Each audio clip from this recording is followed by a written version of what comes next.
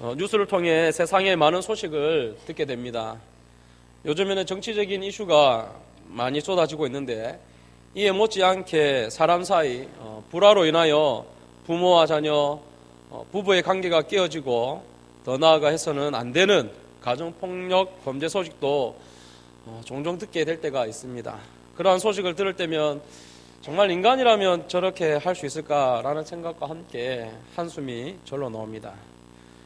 그래서 인간에 대한 존중이 파멸되고 생명 경시가 도를 넘고 모든 위협으로부터 보호를 받아야 할 가정이 파괴되어 가고 있는 이러한 시대에 성경에서는 인간 존중에 대해서 어떻게 말씀하고 있는지, 그리고 가정에서 가장 가까운 사이인 남편과 아내가 어떻게 하면 존귀하게 여길 수 있는지 말씀을 통해 함께 은혜를 누리기를 바랍니다. 첫 번째는 인간을 대하시는 하나님의 모습을 통해 알 수 있습니다. 하나님께서 인간을 창조하신 창세기의 내용과 비슷한 내용이 고대 근동에도 있었는데, 고대 근동 사람들은 인간 존재의 기원에 대하여 아주 부정적인 견해를 가지고 있었습니다. 그들이 가진 인간 창조에 대한 생각은 티아메트라는 악의 화신에 부하이면서 뱀이었던 킹구의 그 더러운 피와 흙을 섞어 인간을 창조했다고 하는 것입니다. 그리고 이렇게 근본부터 더럽고 악한 뱀으로부터 만들어진 인간은 단지 신들을 부양하는 노예로 생각했었습니다. 그들은 오직 왕만 신의 형상을 가진 존재로 여겼습니다. 그러나 성경은 인간에 대해 완전히 다른 견해를 가지고 있습니다. 오늘 우리가 읽은 본문 말씀 1장 26절에서 28절 말씀을 우리가 읽었지만 다시 한번 읽겠습니다. 26절부터 28절 말씀 다 같이 한번 읽어보겠습니다. 시작. 하나님이 이르시되 우리의 형상을 따라 우리의 모양대로 우리가 사람을 만들고 그들로 바다의 물고기와 하늘의 새와 가축과 온 땅과 땅에 기는 모든 것을 다스리게 하자 하시고, 하나님이 자기 형상 곧 하나님의 형상대로 사람을 창조하시되 남자와 여자를 창조하시고, 하나님이 그들에게 복을 주시며 하나님이 그들에게 이르시되 생육하고 번성하여 땅에 충만하라, 땅을 정복하라, 바다의 물고기와 하늘의 새와 땅에 움직이는 모든 생물을 다스리라 하시니라. 이 말씀은 당시 고대 근동 문화에 있어서 충격적인 내용입니다.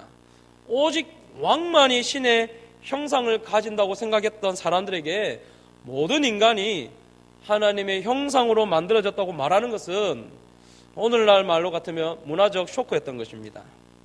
이뿐 아니라 고대 근동의 사람들에게는 인간은 기껏해야 신들을 섬기는 노예의 신분에 지나지 않았지만, 성경은 인간이 모든 생물을 다스리는 자라고 말하고 있습니다.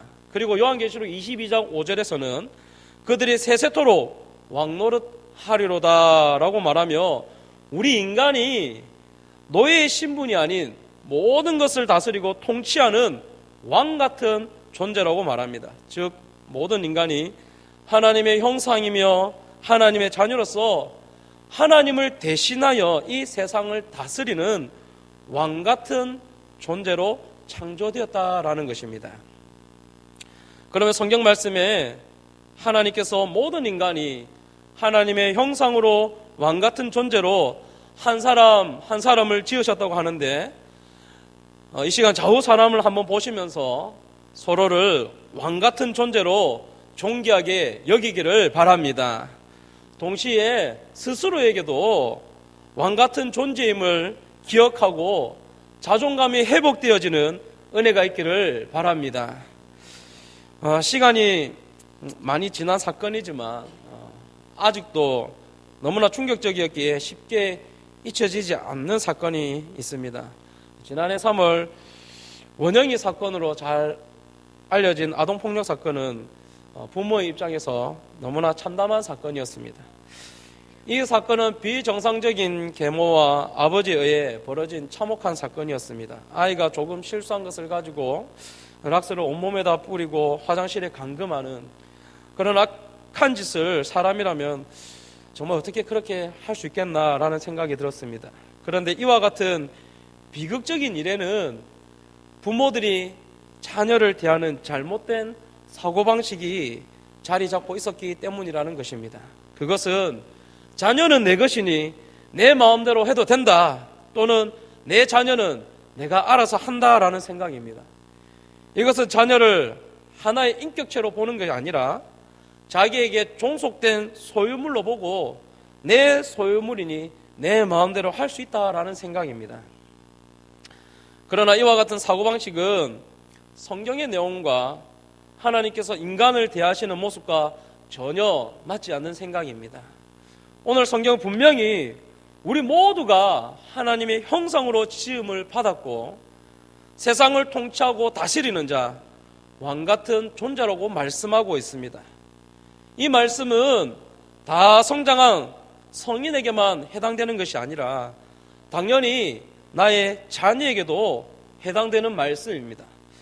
비록 어른의 훈계와 가르침을 따라 양육되어야 할 아이이지만 그들도 하나님의 형상이고 왕같은 존재이기에 존귀하게 여김을 받아야 한다라는 것입니다. 사랑하는 한소만교회 성도님들, 하나님께서는 아이에서부터 어른까지 왕같은 존귀한 자로 창조하셨음을 기억하시기를 바랍니다. 그리고 이제 오늘 본문의 2장 7절 말씀에 여호와 하나님이 땅의 흙으로 사람을 지으시고 생기를 그 코에 불어넣으시니 사람이 생명이 되니라 라고 말씀합니다. 이 말씀을 한번 머릿속으로 생각해 보았으면 좋겠습니다. 하나님께서 흙으로 사람을 지으시고 생기를 그 코에 불어넣기 위해서는 멀리 떨어져서 후 하고 부셨을까요? 아니면 코에 하나님의 입을 가까이 하여서 부셨을까요? 당연히 하나님께서 사람의 얼굴과 아주 가까이 마주하여서 하나님의 입에서 사람의 입으로 인공호흡 하듯이 불어 넣으셨을 것입니다.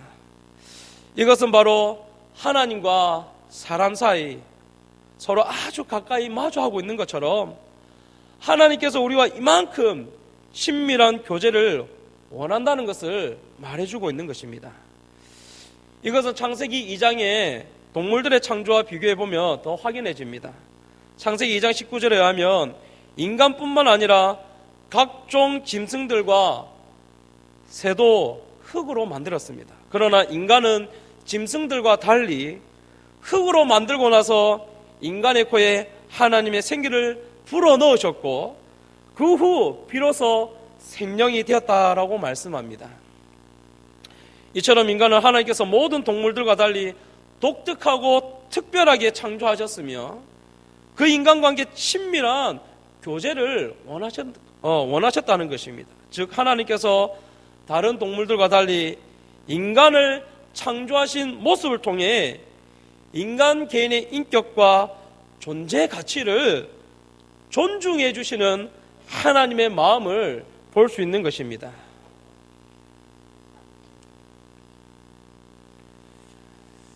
그러므로 우리도 하나님께서 각 개인의 존재 가치를 존중하듯이 서로에 대해 존중하며 각 사람을 그 사람 그 모습 그대로 인정해 줄 수 있는 그리스도인이 되어야 하겠습니다. 그래서 왕같은 존귀한 자이며 하나님께서 친밀한 관계를 원하시고 존중하는 사람이 바로 우리이며 나와 관계를 맺는 모든 사람이라는 사실을 기억하여서 우리 한소만교회 성도님들 모두가 존귀함을 받는 자, 그리고 존귀하게 여기는 자가 되기를 바랍니다. 두 번째는 부부는 사역을 함께 이루어가는 존재입니다. 하나님께서 피조물을 창조하신 후에 한결같이 좋았더라, 심히 좋았더라고 하셨는데 창조하신 후 피조물을 보시고 좋지 않다고 말씀하신 적이 있습니다. 우리 다 같이 창세기 2장 18절을 찾아서 읽겠습니다. 다 같이 읽습니다.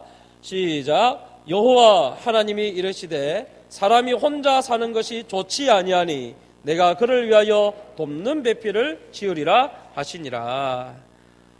혼자 사는 것이 좋지 않다는 말에는 혼자 사는 것이 악하다라는 의미가 있습니다. 그래서 하나님께서 아담의 갈비뼈를 취하여서 그를 위하여 돕는 배필을 지으리라 하시고 그의 갈비대로 여자를 만드셨습니다. 많은 사람들이 왜 하필 하나님께서 아담의 갈비대로 여자를 만드셨을까라고 궁금해합니다. 여러분들도 궁금해하시는지 잘 모르겠지만 저는 조금 궁금했었습니다. 그러면서 이제 매튜 헨리라는 주석가가 한 얘기가 있는데, 이 매튜 헨리는 하와를 갈비뼈로 만든 이유를 재미있게 제시하였는데, 하나님이 여자를 아담의 머리뼈로 만들었으면 남자를 다스리게 되었을 것이고, 다리뼈로 만들었으면 지배를 받겠지만 여자와 남자를 평등한 관계에 두고 남편의 팔 아래에서 보호받고 그의 심장 가까이에서 사랑받도록 갈비뼈로 만들었다고 그렇게 주장합니다. 그러나 매튜 헨리가 제시한 것보다 갈비뼈로 여자를 만드신 것은 하와와 아담의 관계 속에서 드러나는 사역적인 측면을 보여주는 것입니다. 창세기 2장 5절에 보면 하와를 창조하기 전 아담이 하나님으로부터 받은 사역은 땅을 경작하는 것이었습니다. 즉 땅을 경작하여 식물을 내도록 하는 위치에 있었습니다. 그리고 2장 18절에서 말하듯이 하와는 그러한 아담을 돕는 자로서 사역을 하도록 지음받았습니다. 즉 아담의 사역 포커스가 땅이라면 아내의 사역 포커스는 남편이 되는 것입니다. 그런데 대부분의 사람들이 여자는 남자의 돕는 배필로 지음받았다고 해서 여자의 위치나 사역에 대해서 별로 중요하게 생각하지 않습니다.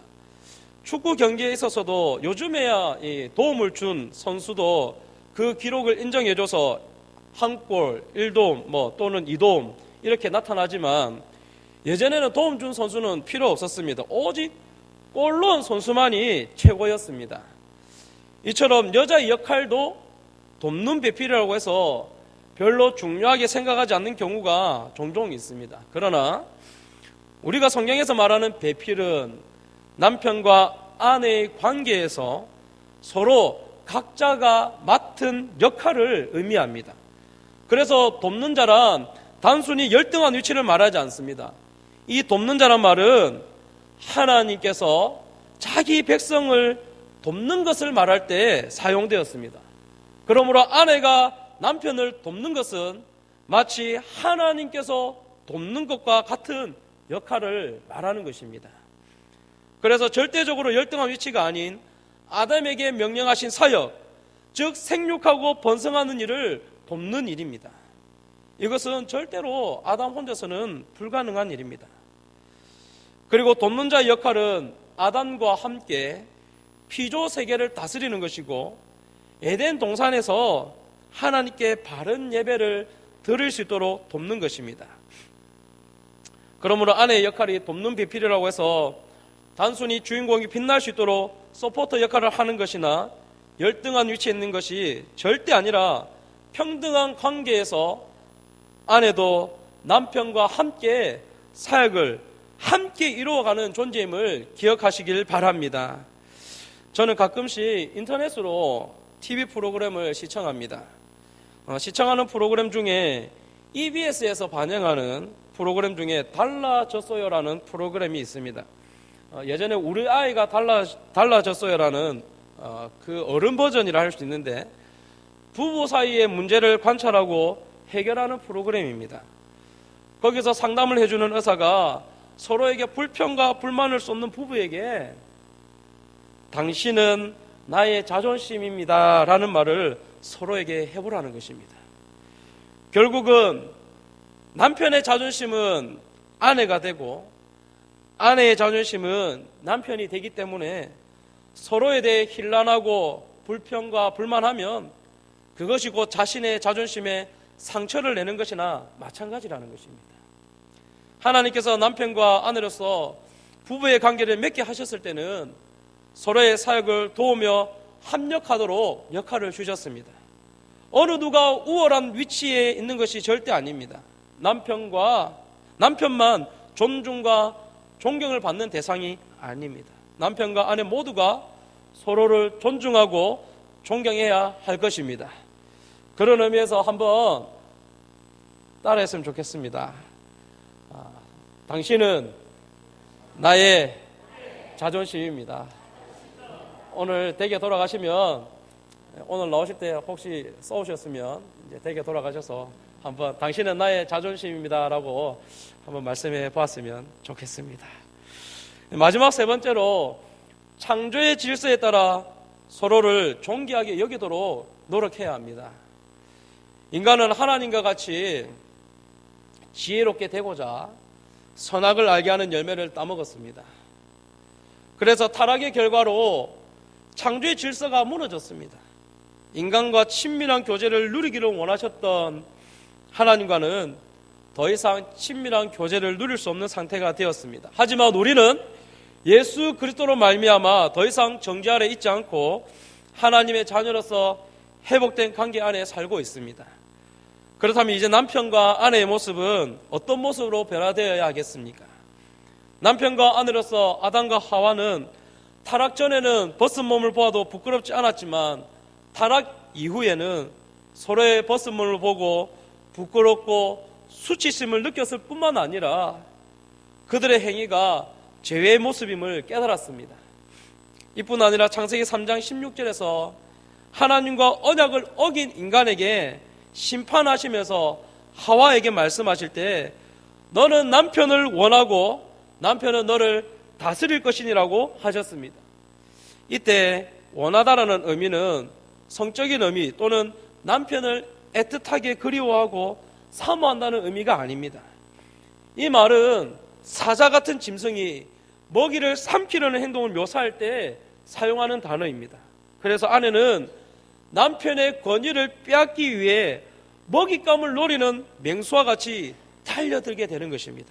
그러니 아내로서 남편을 돕는 배필로서 사역을 감당하는 것이 아니라 인간이 하나님의 권위를 차지하려고 하였던 것처럼 아내도 남편의 권위를 차지하려고 성난 사자와 같이 달려드는 모습으로 변하게 된 것입니다. 그러나 하나님께서 이와 같이 창조의 질서가 파괴되지 않기 위해서 이러한 아내의 행동을 남편이 다스리도록 명령하셨습니다.